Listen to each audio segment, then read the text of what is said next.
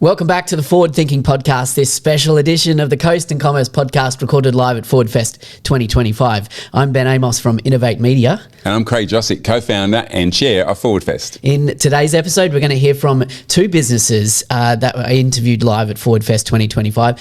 And they're both in the tech space, but kind of looking at it from different things. One of the businesses is fairly well established, working in enterprise level cybersecurity, which is something that I think everyone needs to be paying attention to if whatever size of the business you're in. And the other founder that we're going to hear from is someone who's really starting from scratch and creating something that I think the world needs.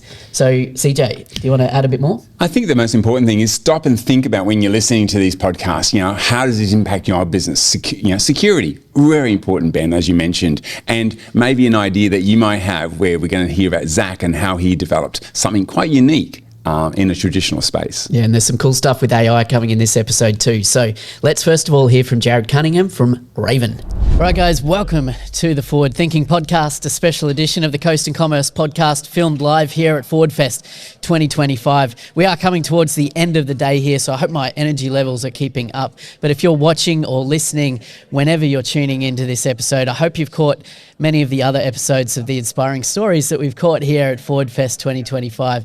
And one of those inspiring stories I want to share with you here today is Jared Cunningham from Ravinn. And they're in a really relevant space here for anyone in business, like whatever type of business you're in on the coast here. So I'll let Jared explain a little bit more. Jared, tell me about you. Tell me about Ravinn. What do you do? Yeah, thanks. So we're a cybersecurity company. So we have two areas of cybersecurity that we work in. One is generalist professional services. So we help any organisation uplift their cybersecurity. It's all about raising the bar. So it's harder for an attacker to attack them, basically. Yeah. And the kind of more niche specialist area that we work in is what we call threat intelligence. And that's like a proactive form of defence. We're looking around the world for new threats, new vulnerabilities that could affect the organisations that we help protect, so that we can warn them before it happens. And that all comes back to my background as the founder, and a lot of my team, we all come from military backgrounds and backgrounds in national security, where we worked in intelligence, electronic warfare, all that kind of thing. So that's where we came from, and that's what we're trying to do now. Working mostly with critical infrastructure, big organisations with big operational technology on the systems. But we tend to work with anyone, really, because everyone needs a bit of cybersecurity in some regard. So many of the audience kind of tuning into this podcast would probably not be at that enterprise level, that big organisation. They're probably more at that small to medium business here on the coast. What would you say to those people in those businesses who may be thinking that cybersecurity is only really something that needs to be paid attention to at that enterprise level?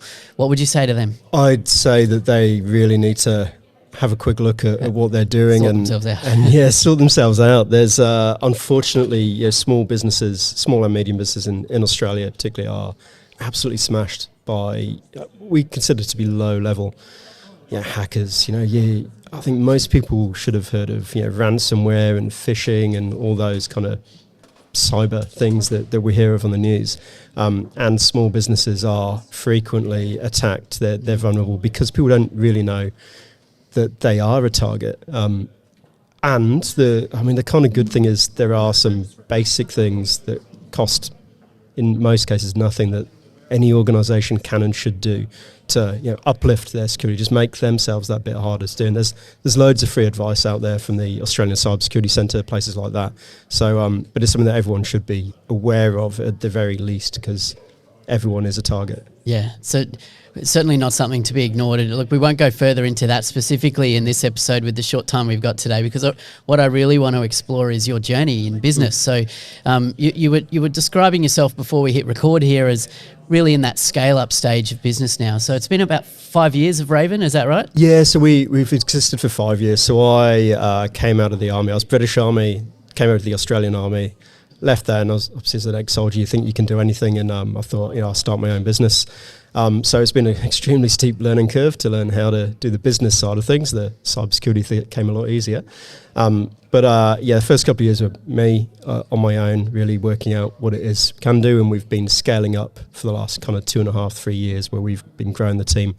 And we've been doing fairly well, like a lot of organic growth. We get a lot of referrals and, repeat business from existing customers. But now, we're just really looking at that, scaling strategically and thinking, right, where do we go next? How do we achieve this? How can we make sure we've got that sustainable structure to enable that? So coming here today is great with the scaling stream, because there's a lot of people with lessons of scaling, and some whose advice would be, consider, do you need to scale and really work it out before you push forward, I think is the message there. So Ravinn, based on the Sunshine Coast here, was Yes. the company started here?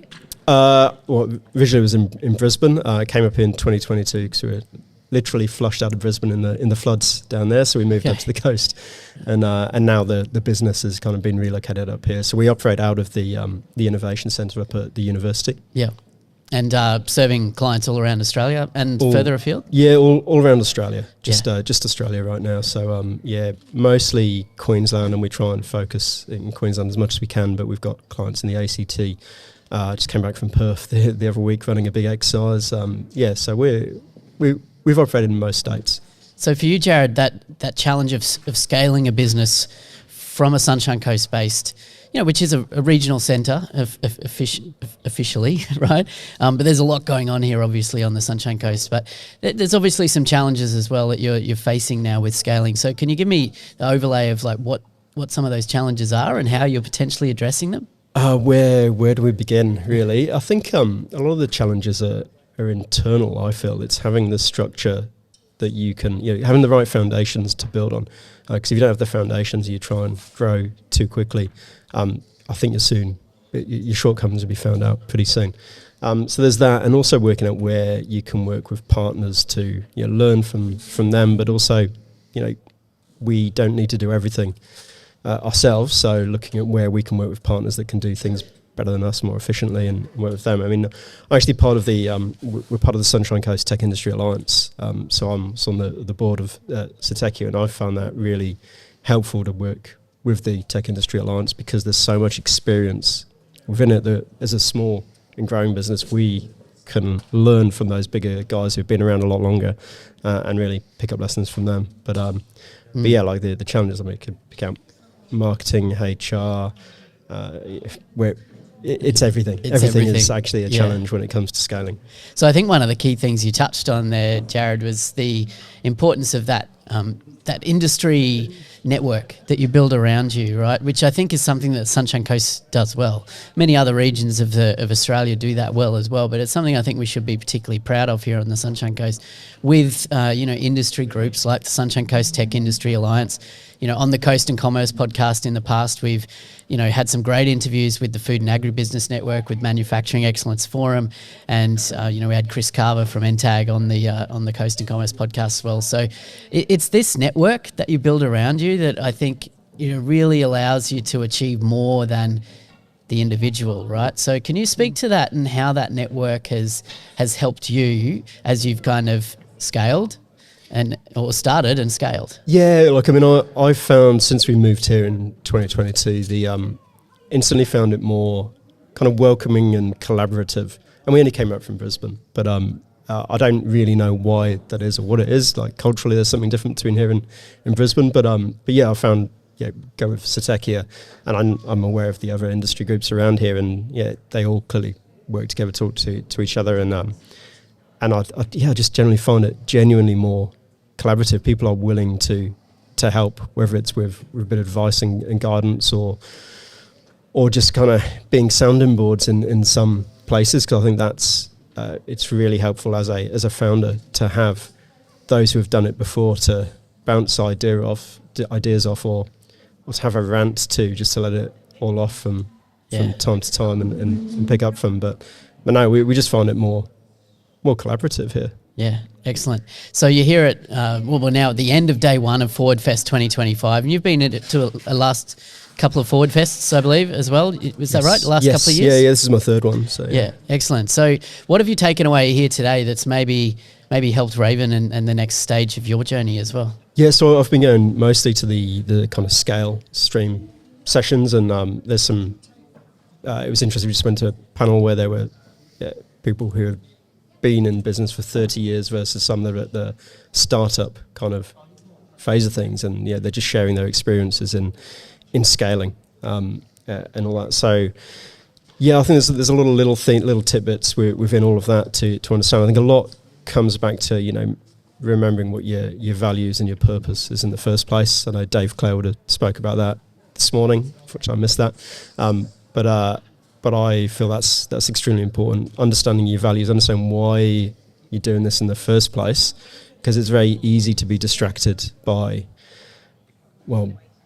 something that you can jump on and make some money out of that may not align with why you're there in the first place. I think purpose and values are absolutely critical to that, and I think that's something that's come out in different ways from the different speakers and panels that I've listened to today. Yeah, and one of the key things with Forward Fest is the connections and collaborative conversations that happen, often those opportunistic connections that happen around the events. So have you experienced any of that yourself, whether it be in previous years or this year today, that maybe these connections that you've made that have helped you in ways that you were unexpected? I think it was at Forward Fest that I first heard of and met people from the Tech Industry Alliance, and that's been a real helpful platform for us to kind of build a network here on the coast. And there's been some interesting people in various places, from digital marketing to a bit of health tech and all that kind of stuff that I've met today, and looking forward to the drinks, because that's usually a good place to meet new people that I've never met before. So it's good for that. It's also nice to see people that I haven't seen for a few months. Kind of everyone comes back together at places like this, so it's good to have a catch up as well. Yeah. Excellent. So, Jared, if people are interested in maybe learning more about Ravinn or connecting, maybe even using your services to help them with their cybersecurity, where's the best place for people to find out more about Ravinn? Go to our website. That's the best place. So I have to spell out Ravinn because it doesn't sound how it's spelt, but it's RAVINN.com. Find us there. Otherwise look me up, Jared Cunningham, and connect with me, and I'll. I'm more than happy to work with anyone on their security, or if anyone else is trying to scale up, then let's share our challenges. Beautiful. All right, Jared, thanks for being here and joining me on the Forward Thinking podcast.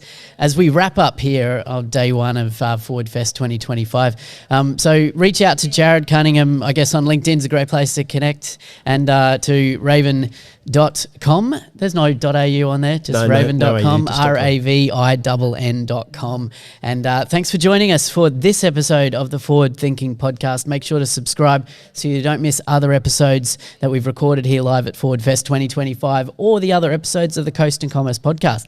We'll see you in the next episode you choose to watch. Take care. Bye. Now we're going to hear from Zach and looking at images.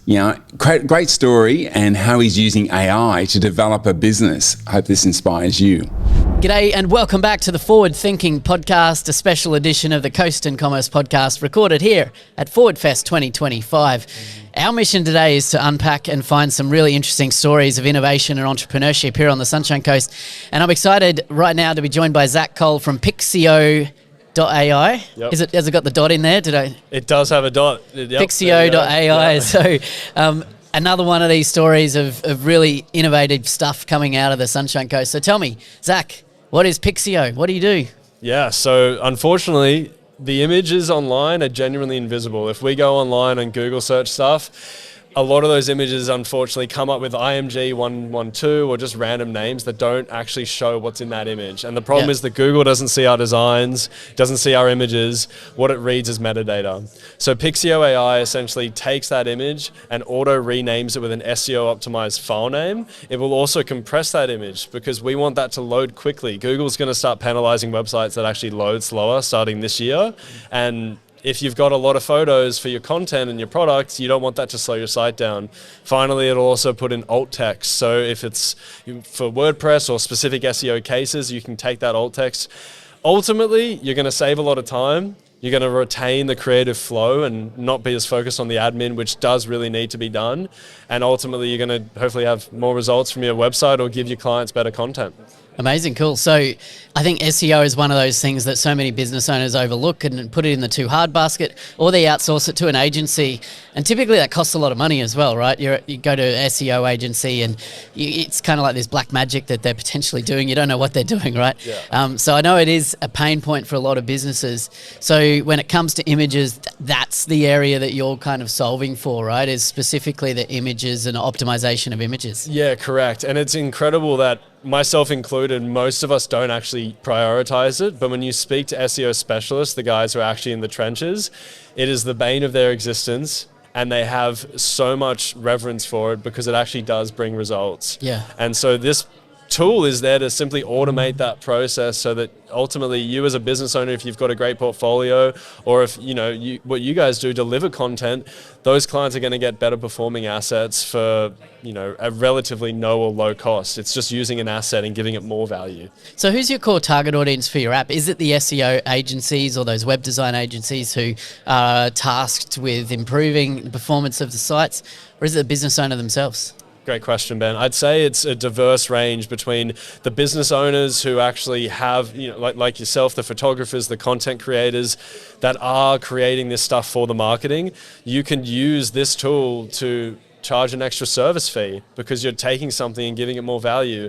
Additionally, though, if you're an SEO specialist and you have 10 different websites, all of which have images, instead of taking hours writing out all of that, you can throw it through the tool, run it through a batch automation, and just like that, you've created a lot more value for the website. So our target demographic, to answer your question, is photographers, content creators, but also SEO specialists and digital marketers. So where does the AI factor into this? Yep. Great question too. So the element of AI is infused within the scanning and the generation process. So AI is basically taking this image that you've uploaded, it's looking into it. One of the coolest examples I've seen of that was when I uploaded a photo of a boat. We were at a shoot in the Maldives last year, and I gave it this photo, and somehow it knew this photo was taken in the Maldives, and it came back with the name. It basically scanned the image and then generated that name, and I was like, how does it know that? And I'd never even caught on to the fact that on the side of one of these boats was the word Maldives Four Seasons, and I'd never even caught that. So it's taking the image very much in depth, taking all those details, and then going through a process to have an SEO focused name where it's condensed, because Google will actually penalize you if you have too many words going into this. So It chooses a select right amount of words, batches them together, and then it goes through a couple of other pieces of black magic, as you called it before, to basically compress the file and give it a new image file name that you can straight away take away. So it's effectively one click, or you just give it a batch of files, of raw files, and it does the work from there. Correct. Like for us, right, because I've run a production company as well the last few years, and you take these images, you take them into your computer, you've edited them, then you give them to a client, usually through a Google Drive. This process is you take the photo, you edit it, you upload it to PicSEO, you click Analyze, done. You can then share that folder directly with clients. You don't even need to re-download them and put them on a Google Drive. You can just share it directly through a link, and those clients are getting folders, and if it was today, say FWDFest 2025 podcast. So it's trying to streamline those little nitty-gritty parts and essentially give a better result. So I'm interested for anyone working in the AI space and app development space, one of the big challenges, I believe, is how fast AI is moving, right? Yep. So what risks or threats do you see to PicSEO with the development of AI, and how are you working to address that? Oh, man. It's a big one. Drinking? No. No, I don't Whatever drink. gets through. No, it's anxiety at the end of the day to see something you've made potentially go to waste. Right. We are living in a very, very fast period in time where your tool, you could have spent months on it and tens of thousands of dollars, and overnight it's just useless, or you've got this other guy who's done it better than you. And so look, that's definitely something that does keep me up at night. However, for my fundamentals, it comes down to, is it easy to use? Is it useful? Is it fun? Does it create a sense of vibe? I remember the first time I ever used ChatGPT, and I genuinely got excited. And so with me creating this tool, there's a million other things like Adobe Photoshop versus Canva. There's tools there that anyone can choose to use, but usually there's an emotional correspondence. And so I'm trying to make a tool that's easy to use. It's not trying to be anything more than it is. And hopefully that'll bolster it in a marketplace that is rapidly, evolving, but will keep it in a position where those who enjoy it will continue to use it, and those who don't can, they'll find another solution, but it'll hopefully continue to exist. Yeah, 100%. Look, it sounds like you're going at it with the right kind of foundation of approach here as well. So FWDFest 2025, is this your first time at this event? Yeah. So first time. what brought you here today, and what sort of connections are you hoping to make that might help you go to that next level with PicSEO? Well, I got a shout out to traditional media, good old print media. I saw a magazine literally last week, and CJ was on the front cover with somebody else I knew. Matters magazine? Yep. And Matters magazine, shout out to Luke. And I saw that and I was like, I'm launching this app. The ethos I've had is tell everyone about it. So I called up CJ, I've known him for a couple of years, and just said, hey, look, I'm doing this app. If you want to try it out, let me know. And he said, well, how would you feel about actually launching the app? Because today was launch day. He said, how do you feel about coming and launching it live and coming to potentially even pitch? And I was like, I've never pitched, but let's give it a go. So being here today was the goal of pitching, but also just connecting with others. I think the entrepreneurial journey can be quite isolating at times, not only from a social perspective, but even just your ideas and the setbacks and the hours of blood, sweat, and tears you put into something that no one really sees, and to connect with other creatives, connect with other businesses. And honestly, the cherry on top was this morning's session with the one of the leads at Leonardo AI. So Leonardo is an Australian-based AI company. They've recently been acquired with Canva. And I was literally one of the first users on Leonardo AI. I was like a total fanboy. And going to his presentation, Ivan's presentation this morning, I learnt so much. It's really cool to see those big successful companies and their very humble beginnings. And to top that off, I had a chat with one of the other marketing directors there, told him about the tool I developed. He then just casually says, yeah, I'm an SEO specialist. So he totally understands the tool, gives me his card. We're going to see where that goes. That's it. You don't know where these connections are going to lead to. That's exactly right. I Beautiful. think, you can do they say luck is when opportunity meets preparation. Yeah. And I think when you're in the right headspace, you've worked hard, you have a good functional product, and you meet the right people, that truly is the X factor, and it's very exciting to see, what can come from this. So, yeah. Yeah, 100%. So one good connection made for those listening to the podcast or watching the podcast, which will, be published after the event here in 2025. Who are those people that you're wanting to make more connections with? And maybe there's someone listening who might be that connection for you or be able to make that connection. For sure. I want to connect with other young entrepreneurs like myself that either are looking for advice and support or are doing cool stuff and just want to connect, because I think there's a real harmony when you have like-minded individuals. I'd say beyond that, just photographers, creatives, digital marketers, SEO people who could see the value in this service and this app, that want to either charge more for their work or save time or make their workplace better and more functional. I'd love to connect with them, and I guess finally more people who are doing cool shit. Sorry, more people. You can say that. It's okay. More people are doing cool shit. I feel like we need to have that normalized. Go and do something big. I want to get 1,000 users in 90 days. Can I do it? Probably not. Do I have every intention of achieving that? Yes. I think you got to have big goals, and when you're around other people who don't settle, it kind of makes you get kind of G'd up. Yeah. And yeah, anyone who's listening to this and wants to come to next year's event, I'd highly encourage it, because you guys being here, a lot of other people are here who are proactive and have made something genuinely out of nothing, and I think that's a really amazing thing. It inspires me a lot, and I want to connect with more people like that. Yeah. Well, that's what FWDFest is about, and that's what the Sunshine Coast innovation and entrepreneurship ecosystem is all about. So Zach Cole from PicSEO.ai. What the website is PicSEO.ai. That's it. Easy as that. Easy as that, So man. go and check it out and become one of those first 1,000 users, or one of the first 10,000 users if you're beyond that goal already. Let's go. Beautiful. Zach, thanks for joining me on the show. Mate. This has been fun. And for you guys watching and listening, make sure to subscribe so that you don't miss another episode of the Forward Thinking Podcast, this special edition of the Coast and Commerce Podcast here at FWDFest 2025. We'll see you in the next episode. Bye. You. You. What an episode. Two great stories, coming from different angles, but using technology and innovation to make a difference. And very inspiring. Yeah, absolutely. And I know, whether you're at the startup phase of your business like Zach or whether well established like Jared and the team at Ravinn, I think, the ability to attend something like FWDFest 2025 or 2026, if you're going to be there, is the ability to connect with businesses that are doing different things in different ways to inspire what's next for your business. So I hope that's what you're getting from this season of the podcast as well, as inspiration to take your business to a new place. So make sure you hit subscribe so that you don't miss the next episode of the Forward Thinking podcast. And why not share this episode with someone in business you know? We'll see you in the next episode.